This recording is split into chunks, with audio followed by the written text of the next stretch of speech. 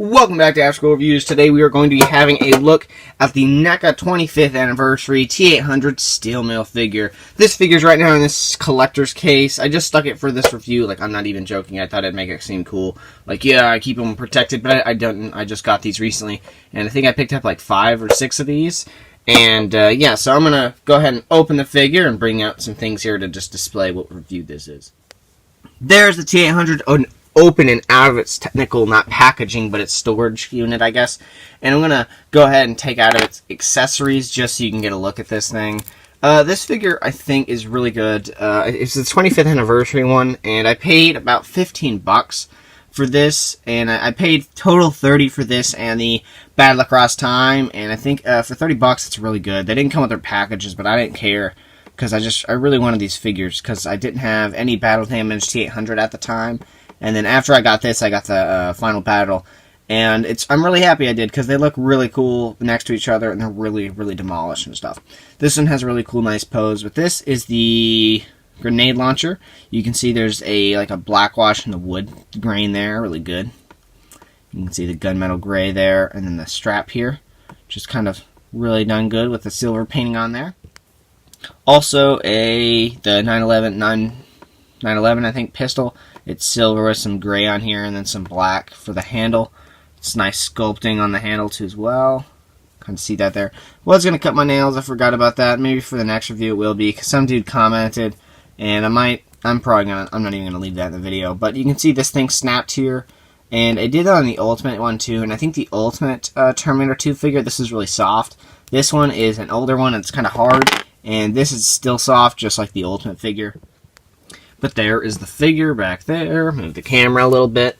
As you can see, the head sculpt is really good. It's different than the Final Battle head sculpt. It's practically the same head with the Final Battle sculpted, but it's just painted a little bit different. And one example of this is I think this one has blood dripping, and the other one does not on mine.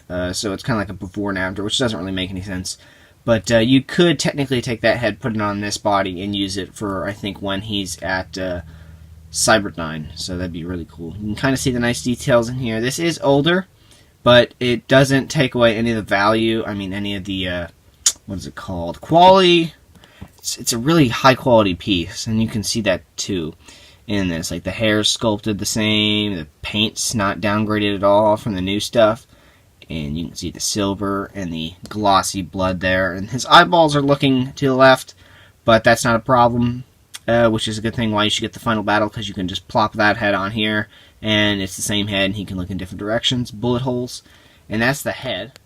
The body, now I don't know, again, I think I said this before with the Pescadero Escape or something.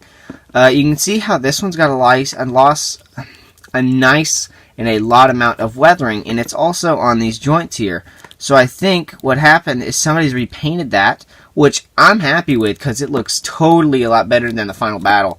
And if this is normal, say down in the comments if you know this is normal for it to look this weathered, because even the Ultimate figure looked not this like weathered and stuff, but it really brings out different details, and it makes this jacket look old, torn, and just roughhoused.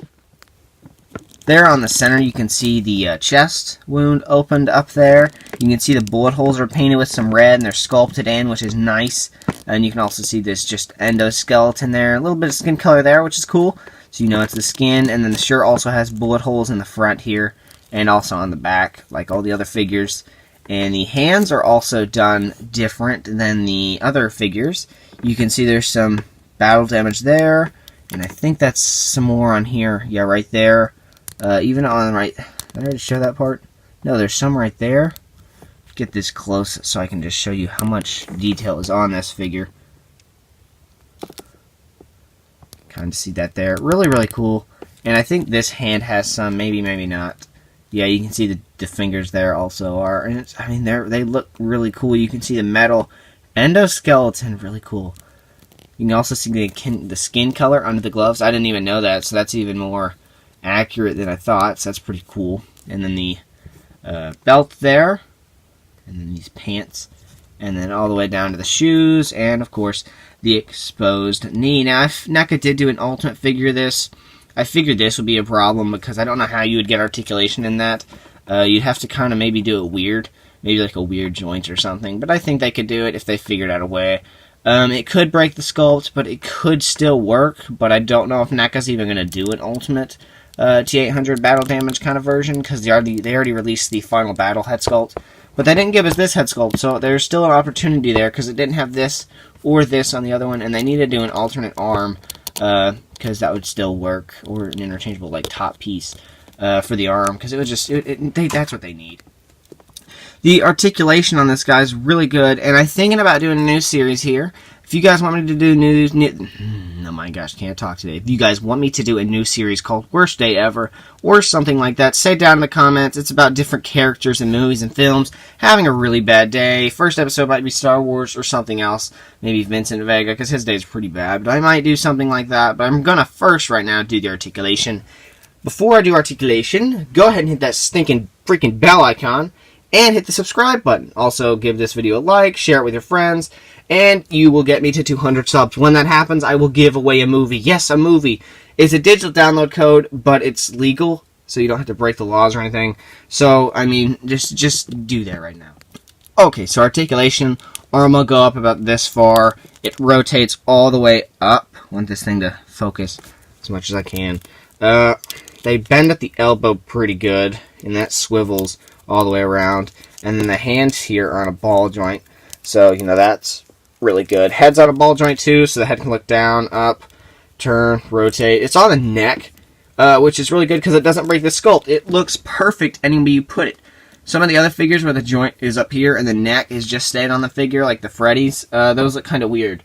But I think Jason's the same way, and Ash is also the same way. But Chucky, they did it correctly, and I love how the Terminator figures do this. Now, they didn't do that with Sarah Connor, but that's no big deal. Another point of articulation is the rotation here, down here. No forward or backs or anything. Right down here, the knee bends, well, not bends, it swivels above here and below here. And I thought about this for the longest time, what the heck? And then I realized somebody said it's because when they redid these figures, they didn't want to have to recast these legs completely and redo the sculpting. So they did it right here so they could just unplug this for the prototypes and plug this part in here. So even the Pescadero Escape even has this joint, and the Battle Across Time and all the other 25th anniversaries, and it's because they didn't want to have to resculpt the whole legs just because of this different thing here, and so they just resculpted this part and reattached it. So that's why there's double points articulation there, and then the feet will also swivel. And over here, there's actually no articulation in the leg, but there is one down here. So it's kind of like a statue on this side, but over here, you can get a quite, it helps him stand with that other leg. There he is, standing, looking really nice. I'm going to put him into the pose that everybody will put him into.